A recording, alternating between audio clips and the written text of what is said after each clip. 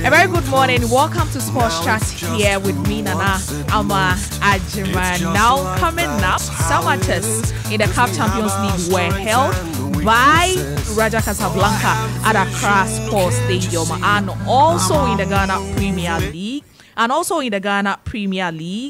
Heart of Oak Wheeler Street continues as they lost to Accra Heart of Lions at the Pando Stadium. And also in the international front, Liverpool lost their first game of the season as they lost to Nottingham Forest, and also Manchester United bounced back to winning ways. This and other stories coming up shortly here on Star FM with me, Nana Agyemang.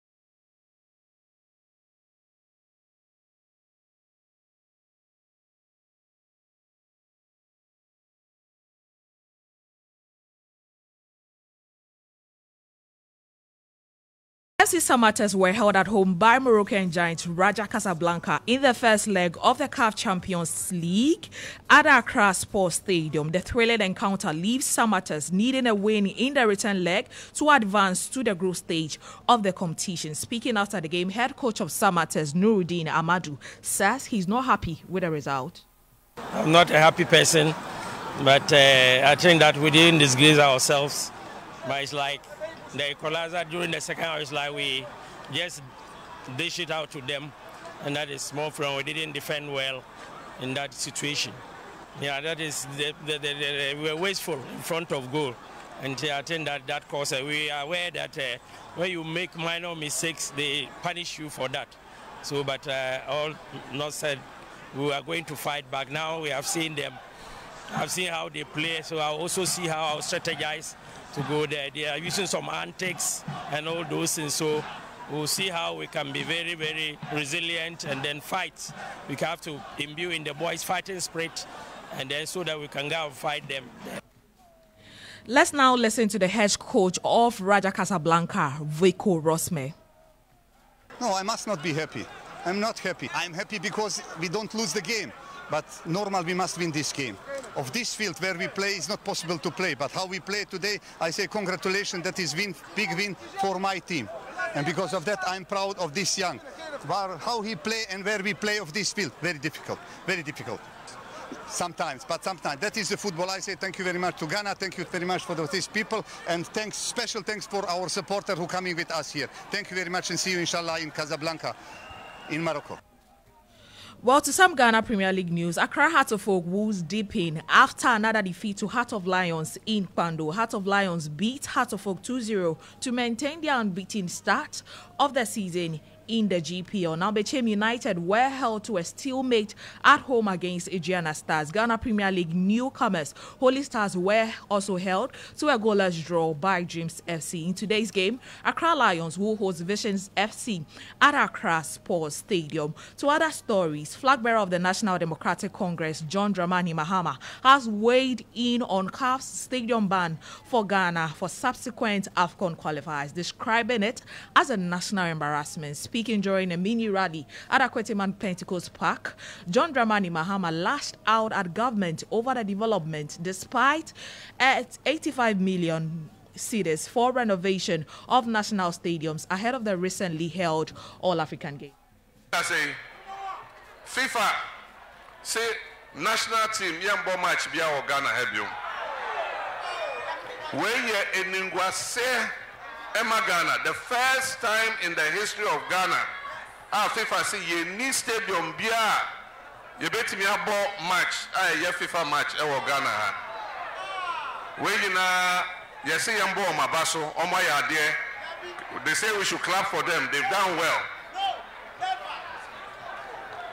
Meanwhile, All Africa Games eba almost 85 million for sports stadium rehabilitation.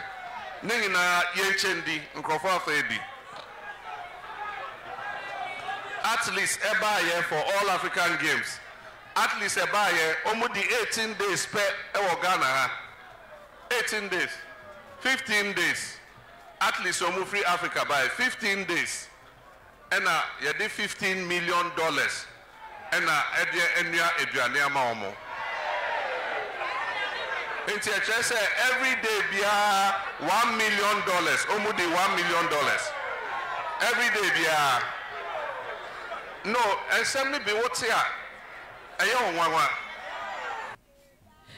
On the international front, Gabriel Magoli's header secured a hard-fought 1-0 victory for Arsenal over Tottenham in a very long North London derby. The victory means the Gunners have won 3 consecutive matches at the Tottenham Stadium, ensuring Mikel Arteta's side remain within 2 points of champions Manchester City ahead of next Sunday's blockbuster showdown at Etihad Stadium. Speaking after the game, Arsenal boss Mikel Arteta was full of praise for his team.